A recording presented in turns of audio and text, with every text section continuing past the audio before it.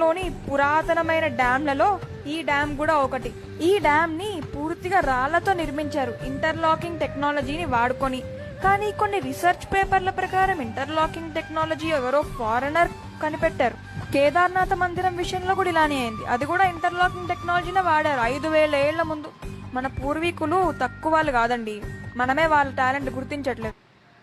మీరు ఇప్పుడు చూస్తున్నది ఒక సాధారణమైన డ్యామ్ కాదు. ఈ డ్యామ్ సుమారు 2000 ఏళ్ల ముందు తమిళనాడులోని చోళా సామ్రాజ్యంలోని ఒక రాజు, ఆ రాజు పేరు కరికాల చోళ. ఆయన ఈ డ్యామ్ ని కావేరీ నది పైన నిర్మించారు, తంజావూర్ డిస్ట్రిక్ట్. ప్రపంచంలోని పురాతనమైన డ్యాంలలో ఈ డ్యామ్ కూడా ఒకటి. ఈ డ్యామ్ ని పూర్తిగా రాళ్లతో నిర్మించారు ఇంటర్లాకింగ్ టెక్నాలజీని వాడుకొని. కానీ కొన్ని రీసెర్చ్ పేపర్ల ప్రకారం ఇంటర్లాకింగ్ టెక్నాలజీ ఎవరో ఫారెనర్ కనిపెట్టారు. కేదార్నాథ్ మందిరం విషయంలో కూడా ఇలానే అయింది. అది కూడా ఇంటర్లాకింగ్ టెక్నాలజీనే వాడారు.